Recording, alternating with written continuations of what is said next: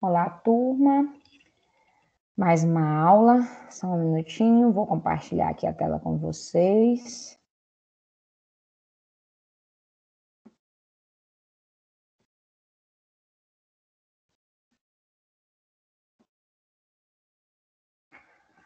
Agora a gente vai falar sobre a dimensão administrativa. A autonomia administrativa cria várias possibilidades, como a constituição dos conselhos escolares, a atualização e emissão da documentação e escrituração escolar, e a construção, aprovação e efetivação do plano de gestão que envolve os serviços com pessoal, comunicação, materiais e equipamentos. Então, vocês têm que entender que toda escola tem autonomia administrativa, principalmente as escolas que possuem caixa escolar, que além da questão da autonomia de emissão de documentos, determinar a forma como os servidores vão estar trabalhando lá dentro da escola, também vão ter autonomia para fazer a compra daquilo que a escola necessita. Isso baseado em quê? Baseado, como eu já disse nas aulas anteriores, no consenso em que gestão e conselho escolar vão entrar. O gestor não pode fazer compra, como eu já disse para vocês, sem o aval, sem a autorização do conselho escolar. Acontece? Muitas vezes sim, quando o conselho escolar não é atuante. Nessa dimensão, cabe à escola organizar a rotina de trabalho técnico-administrativo como uma prática aliada às ações propostas no PPP da escola, superando a velha prática que separa o pedagógico do administrativo. Então, é interessante que pedagógico e administrativo também andem juntos. Isso é função do diretor, isso é função do coordenador, isso é função do professor. Não. Temos funções específicas, sim. Só que nós temos um objetivo comum na escola, que é o quê? Que todos os alunos aprendam, que a gente possa ofertar uma educação de qualidade. E isso não é função só do professor. Nesse caso, essa função ela passa a ser de todos. É por isso que a gente fala da questão da gestão participativa e da junção do pedagógico ao administrativo. As atividades desenvolvidas pela gestão administrativa representam indispensável apoio ao trabalho docente, visando melhores condições físicas e materiais na execução das ações pedagógicas. Por meio de um trabalho coletivo, a gestão administrativa passa a ser vista como uma organização viva que atua empregando recursos disponíveis, cujas diretrizes são fundamentadas pelo regimento escolar. Então, tudo que você vai fazer na escola tem que estar dentro do regimento escolar. Você não pode dizer para um aluno, faça isso, vamos lá. O aluno vai de bermuda para a escola. Ele pode alegar que ele quer ir de bermuda para a escola. Se não estiver no regimento escolar, ele provavelmente consiga, entendeu? Mas se está lá no regimento escolar, que o fardamento é uma calça, então, o gestor, a coordenação, tem todas as armas para quê? Para obrigar aquele aluno a usar uma calça. Se está dizendo lá no regimento que é obrigatório o uso de sapato, e o aluno vai de chinelo e você volta ele vai lá no Ministério Público lhe denunciar, você pode mostrar para o promotor, tá aqui, ó, tá no regimento, o aluno ele tem que vir de chinelo. Agora, preste atenção no detalhe, esse aluno tem que ser notificado. Você não pode simplesmente, o aluno veio um dia de chinelo, você diga para ele, não pode, ou então veio um dia de bermuda, tá? Não pode, tá? Porque também você não pode impedir esse aluno de assistir a aula. Então, é por isso que é muito importante que antes do início do período letivo, os professores, juntamente com a gestão e com a coordenação, façam uma reunião e expliquem esses detalhes para os pais, que muitas vezes não são explicados.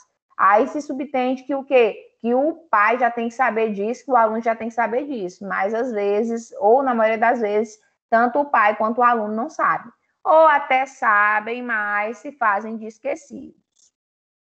Outro aspecto da dimensão administrativa estão presentes na rotina organizacional da escola e são importantes meios de gestão em busca dos fins propostos no PPP. Essas rotinas no campo da gestão administrativa representam meios adequados e suficientes para assegurar aos alunos, aos serviços administrativos e pedagógicos e aos professores todas as condições para desenvolvimento do trabalho e garantir qualidade de ensino. Isso é uma situação de Libano, né? Esses outros aspectos serão a seguir detalhados. A gente vai ver eles aqui passo a passo. Tá?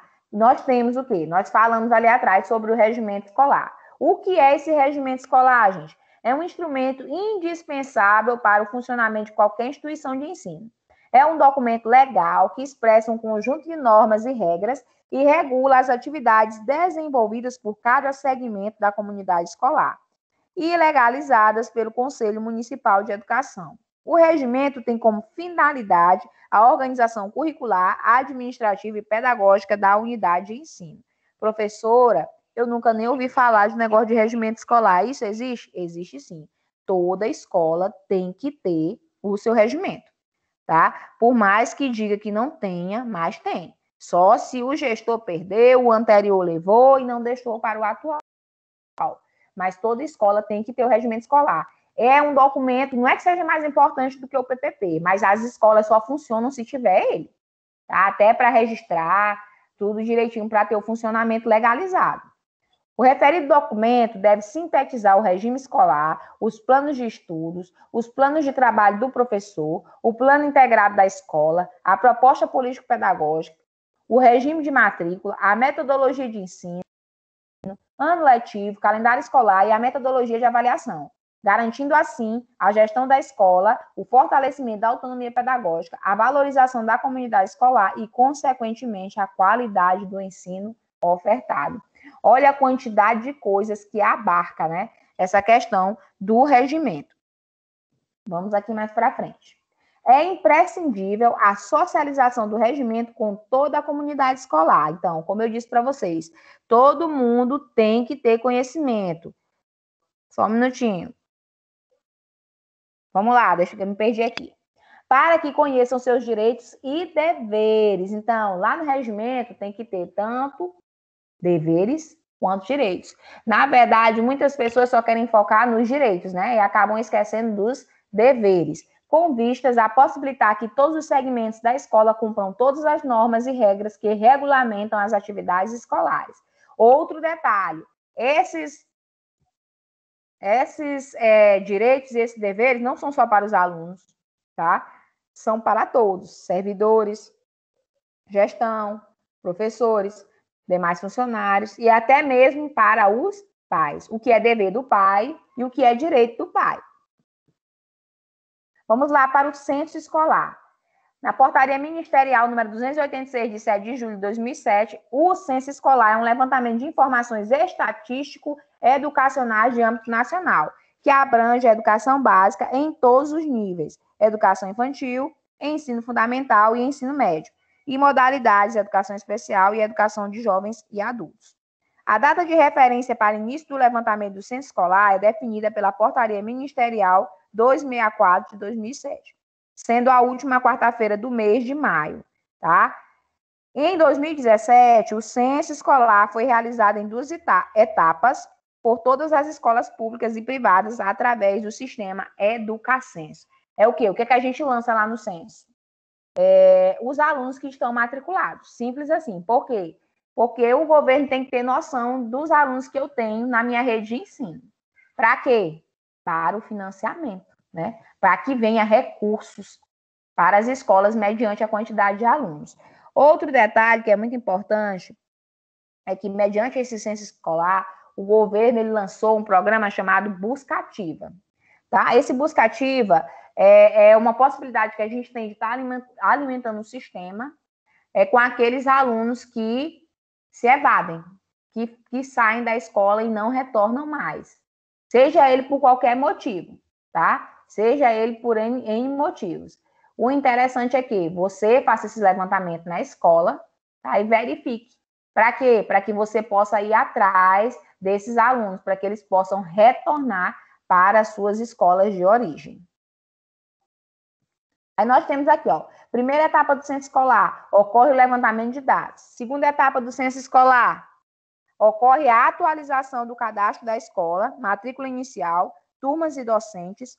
Na segunda etapa, a escola faz o levantamento dos seus resultados finais e atualiza o módulo situação do aluno, devendo informar rendimento, se o aluno foi aprovado ou se ele foi reprovado, movimento, abandono, admitidos após o censo, transferidos e falecidos. Tudo isso tem que ser colocado, tem que se alimentar esse sistema sempre.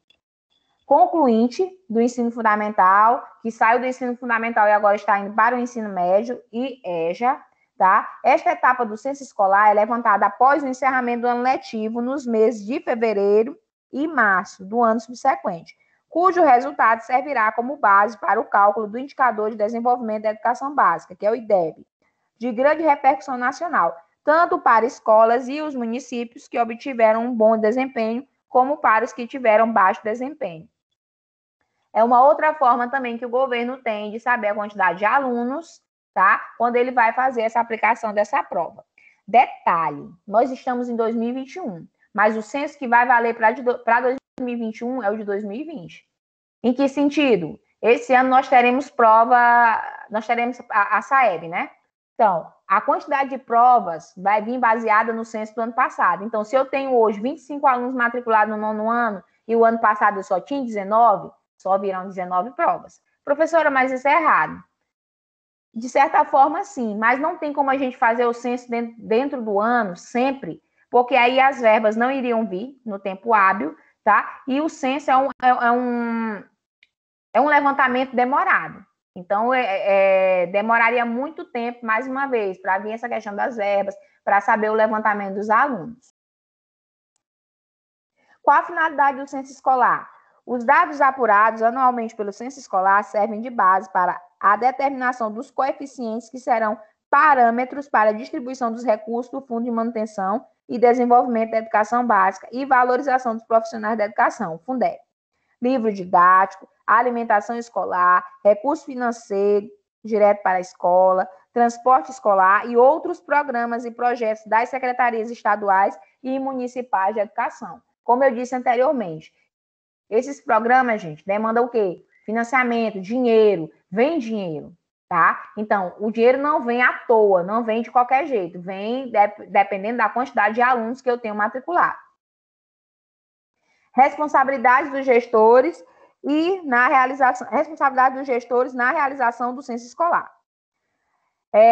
Responder ao censo escolar da educação básica através do sistema Educacenso, responsabilizando-se pela exatidão, qualidade, veracidade e fidedignidade das informações prestadas pela escola em todas as etapas do processo censitário, englobando alunos, turmas, escolas e docentes.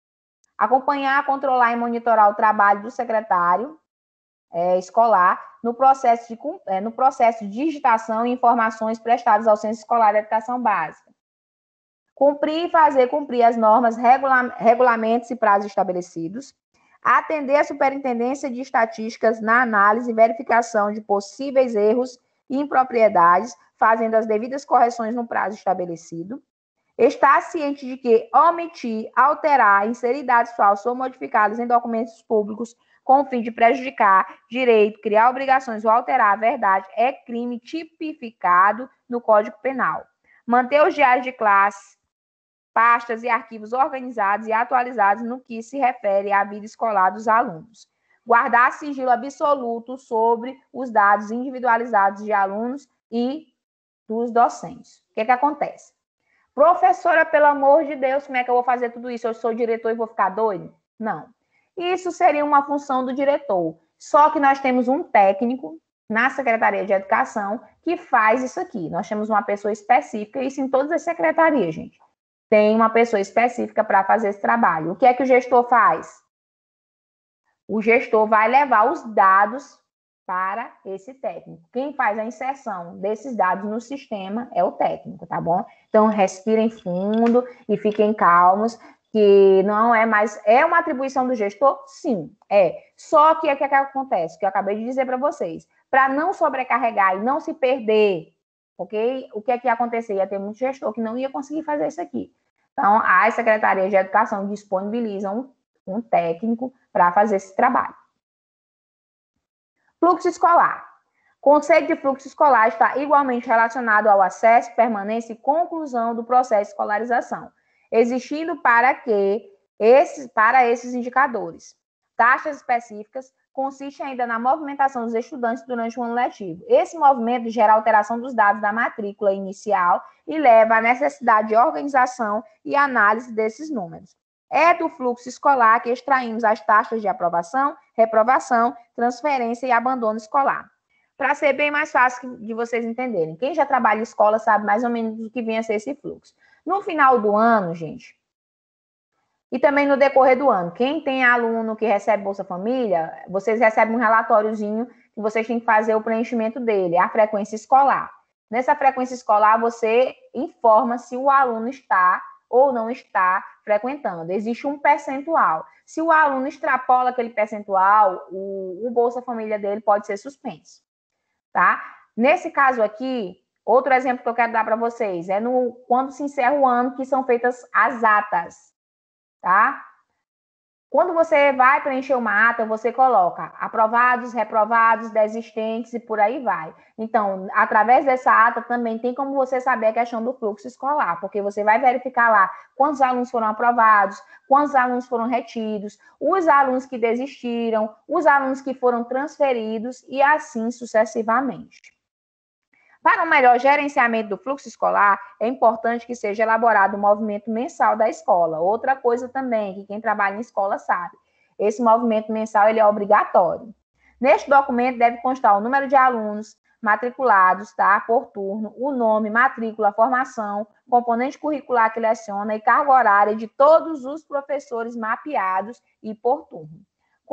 Consta também o nome dos professores que estão em desvio de função, tá? E os professores licenciados, cedidos, e o número dos respectivos documentos que regulamentam essas situações e pessoal administrativo. Isso aqui é burocracia, mas essa burocracia existe e tem que estar o quê? Essa documentação tem que estar dentro da escola. Porque, eu tenho um professor meu que é permutado, por exemplo, veio o outro permutante para cá. Eu não sei quem foi permutado, eu não sei quem é o permutante, eu não sei qual era a escola do permutante.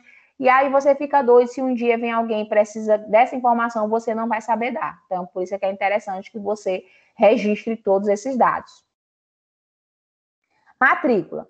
O processo de inscrição dos estudantes deve obedecer às normas expedidas pela Secretaria Municipal de Educação em consonância com a legislação em vigor. A matrícula na escola envolve a renovação da matrícula dos estudantes já pertencentes à escola. A escola vai o quê? Rematricular. Admissão de novos estudantes transferidos ou iniciantes na escolaridade, admissão de estudantes independente de escolarização anterior, de acordo com o que preconiza a legislação vigente. Então, a gente vai fazer rematrícula, a gente vai fazer matrícula, a gente vai fazer transferência, tá? E a gente vai receber alunos que há séculos não estudam. É direito deles. E a gente vai ter que fazer esse processo no ato da matrícula. O ingresso de alunos se dará de acordo com as diretrizes da mantenedora, Secretaria Municipal de Educação. A matrícula poderá incidir, tá, em qualquer período do ano letivo, considerando a construção do conhecimento do estudante, a capacidade física das salas de aula e a legislação vigente. Tá? E nós temos aqui a Constituição Federal, a Resolução número 2 de 2011, a LDB, tá? As diretrizes curriculares nacionais para o ensino fundamental de 9 anos.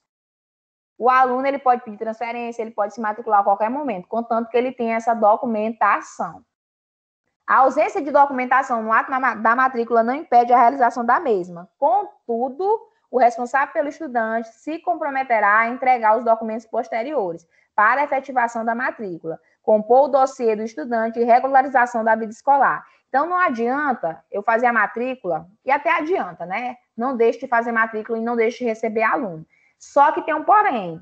Se esse aluno ficou com pendência, esqueceu um documento, não tem registro, não tem RG, não tem a própria transferência da escola, é interessante que você solicite e deixe ele lá nas pendências. Porque senão, muitas vezes, o próprio pai esquece que ele deve esse documento e mais cedo ou mais tarde ele vai chegar e vai dizer que você que perdeu. Então, especifique os alunos que vocês matricularam sem a documentação completa. Ressaltamos ainda que a renovação da matrícula na escola é feita conforme as diretrizes da CEMED.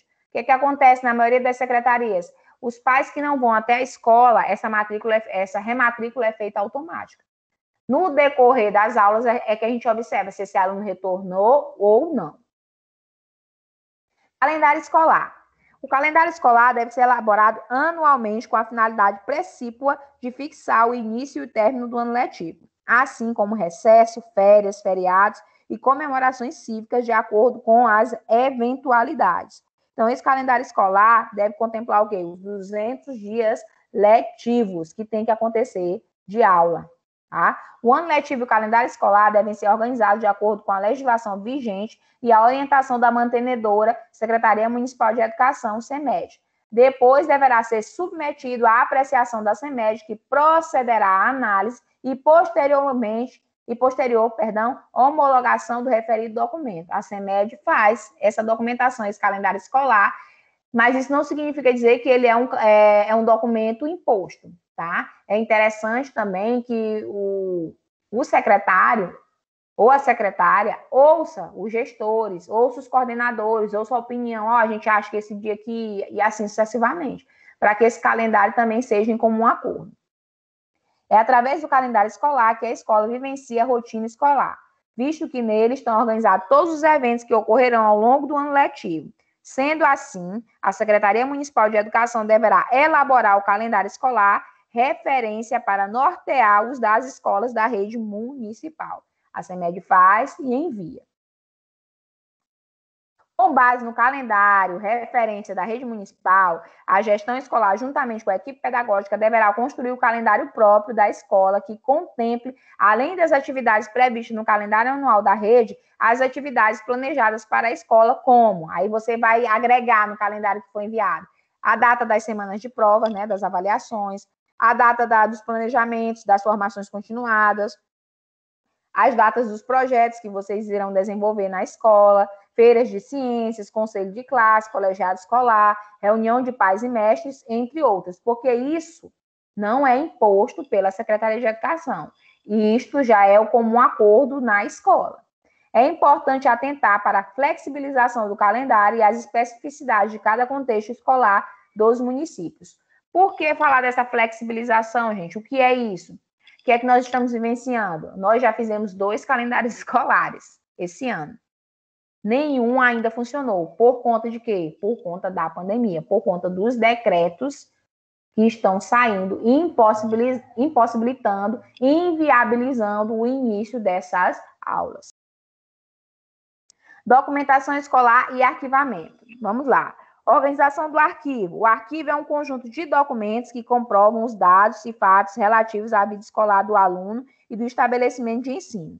O arquivo é composto por quê? Por dossiês dos alunos, dos professores e demais funcionários, além de documentos diversos, tais como controle de frequência de funcionários, tá? Que tem como objetivo controlar a frequência dos professores e demais funcionários, assim como a verificação dos dias letivos cumpridos pelo estabelecimento. No livro de ponto, deverá ser lavrado o termo de abertura com data e assinatura do gestor e do estabelecimento de ensino. Todas as páginas deverão ser numeradas. Nas demais folhas deverão constar o nome da escola, a data, a assinatura do professor e demais funcionários com o horário de entrada e com o horário de saída da escola. Muitos professores acabam esquecendo de assinar esse livro de ponto. É interessante que você não esqueça, porque ele também é um documento que comprova que você estava lá na escola naquele momento, que você estava trabalhando. Aí temos livro de registro de diplomas e certificados, utilizados para o registro e controle dos números de diplomas e certificados expedidos e fornecidos de dados precisos e fornecimento, de dados precisos sobre a expedição de segunda via em consequência do extravio do original. Então, toda vez que a escola for fazer a expedição de um certificado, tem que ter um livro específico para isso. Para quê? Para que ele faça esse controle. Atas de resultados finais, usado para registrar, após o encerramento do ano letivo, as notas finais obtidas pelo aluno em cada componente curricular. Para cada turma, deverá ser feita uma ata com cópia em que serão lançados os nomes dos alunos em ordem alfabética. Essa cópia vai lá para a Secretaria de Educação, viu, gente? Fica uma na escola e vai uma para a SEMED. Livro de termo de visita. Este livro servirá para o registro de visita do inspetor, técnicos, autoridades e pessoas da comunidade. Deve conter termo de abertura. Esse livro de termo de visita a gente pouco vê nas escolas, eu desconheço, tá? mas ele existe e o gestor que quiser utilizar, até para comprovar, fulano de tal veio aqui, o secretário veio aqui, um governador veio aqui, então fica registrado. Livro de atas de incineração de documentos. Esse livro de ata tem como objetivo lavrar os dados de documentos incinerados, bem como a data da incineração. Esta ação será feita de acordo com as normas regimentares e pareceres 903/65, CNE 214/67, ainda vigentes. De acordo com as sugestões contidas nos referidos pareceres, os diários de classe podem ser incinerados se contado o prazo de 10 a 20 anos após registro do diploma ou saída do aluno da escola. Prestem atenção. Cuidado com essa questão dessa incineração. A gente pode incinerar alguns documentos que, de certa forma, perdem o prazo e também, de certa forma, acabam não servindo tanto. Por quê? Nós temos os dossiês. Os dossiês que não são mais utilizados, os alunos que já saíram da escola, vão para o arquivo morto, tá? Mas eles devem permanecer na escola. Agora, os diários de professores, chega um ponto que tem tantos na escola, e eu vou ressaltar outra coisa. Esse livro de ata aqui de incineração, eu também desconheço nas escolas, mas ele pode ser feito. Por quê? Porque ele é uma arma que esse gestor vai ter se alguém disser, estão tocando fogo ali numa porção de livros, numa porção de diários dos professores. Isso ali está errado, me livra de uma denúncia. Porque tem livros, gente, que acabam perdendo a validade, as pessoas não querem, ficam só acumulando também espaço dentro da escola. Quando esses livros perdem a validade e vocês não têm para quem doar, eles podem ser incinerados também. Documentados, tá? Não esqueçam disso, pelo amor de Deus.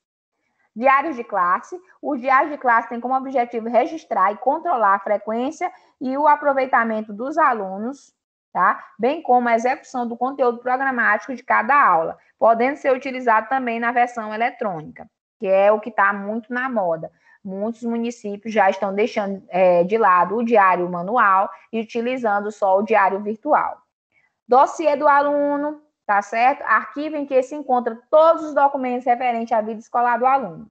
Cópia de certidão de nascimento, de casamento, cópia do RG, do CPF, requerimento, quitação do serviço militar, ficha de matrícula, ficha individual, histórico, comprovante de residência, carteiras de vacina, boletim escolar, Bolsa Família, entre outros. Tudo isso deve constar lá dentro do dossiê do aluno. Dossiê é uma pastinha e quem já foi em escola também já sabe o que é. Temos também fichas de matrícula, ficha individual, boletim escolar, histórico escolar e certificados. Todos são documentos, tá? Expedidos pela escola e que devem ter também cópias na escola. Gestão de pessoas. Comunicar é o ato de fazer, saber, participar, tornar comum. A comunicação serve para a socialização das informações pertinentes e peculiares à escola. Nesse caso, o gestor deve usar algumas estratégias para fazer as informações circularem melhor, como fazer reuniões periódicas, rápidas e objetivas, facilitando o fluxo das informações mais importantes. Manter quadro de avisos sempre atualizado e bem organizado. Manter os arquivos atualizados com os documentos recebidos e enviados. Controle de informativos para professores e pais de alunos, tá? Estimular a organização dos murais nas salas de aulas com informes sobre datas de atividades, avaliações, comemorações, aniversários e etc. Cultivando o hábito de comunicação também entre os alunos, tá? Gerir. Como é que eu consigo gerir pessoas da forma correta? Me comunicando com elas, informando. Eu quero que o professor fulano de tal traga isso aqui amanhã. Tu vai ligar para ele à noite? Não. Comunique antes, comunique com antecedência, tá? Você quer que os professores desenvolvam um projeto?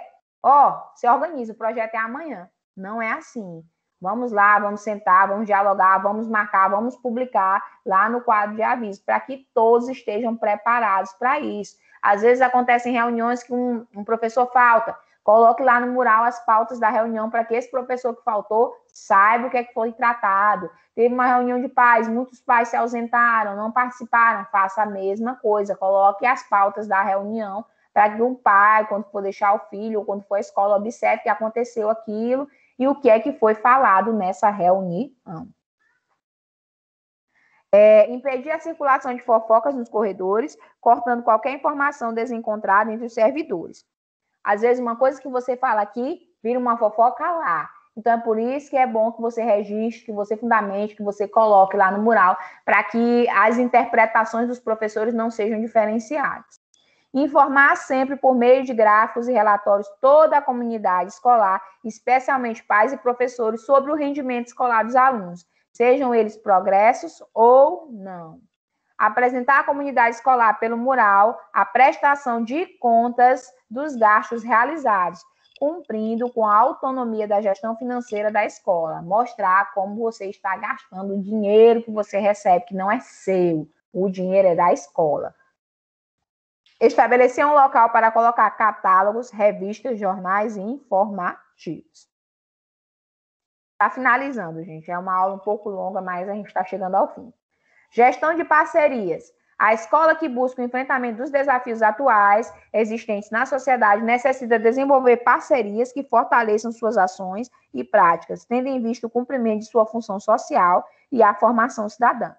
Cabe ao gestor, tá, escolar apropriar-se de uma gestão empreendedora a fim de atender, só um minutinho, a fim de atender às necessidades concretas que surgirão dos conflitos inevitáveis entre diferentes gerações, diferentes culturas e diferentes interesses que convivem no espaço-tempo da comunidade escolar. As oportunidades externas e internas que podem ajudar na solução e no atendimento das necessidades. A escola não funciona só, isso você já tem plena convicção. Mas a gente também pode ter outras parcerias fora aquelas pessoas que já têm uma ligação direta com a escola. Então, aqui eu coloquei alguns para que vocês entendam. Vamos lá. Oportunidades externas, Secretaria de Assistência Social, Secretaria de Saúde, Ministério Público, Conselho Tutelar, Polícia Militar, Secretaria de Igualdade Racial, empresas locais, Secretaria de Agricultura, organizações não governamentais, universidades, igrejas, Secretaria de Direitos Humanos e Participação Popular. Então, a Secretaria de Educação, na verdade, vamos para as escolas. As escolas podem manter um relacionamento de troca com essas instituições e outras mais, tá bom? Dependendo do interesse de ambas, tanto da escola quanto da própria instituição. E oportunidades internas, gestão com postura empreendedora, compartilhamento de ideias e tomadas de decisão pelos profissionais da escola, envolvimento e comprometimento de todos os profissionais, tá? Da escola na busca de atendimento às necessidades, delegação de responsabilidades, tá? Dar responsabilidades para todos, dependendo do cargo que exerce, mas essa responsabilidade pode ser dada sim. Envolvimento de pais e responsáveis, tá? Então, nós podemos ter parcerias tanto externas quanto as parcerias internas. E agora, a atividade. Baseado na aula de hoje, explique de forma sucinta como o professor pode contribuir para que a dimensão administrativa da escola funcione da melhor maneira, né? De que forma o professor pode ajudar a que a administração da escola funcione da melhor forma possível. Então, gente, eu agradeço a atenção, tá? E até a próxima aula. Um abraço.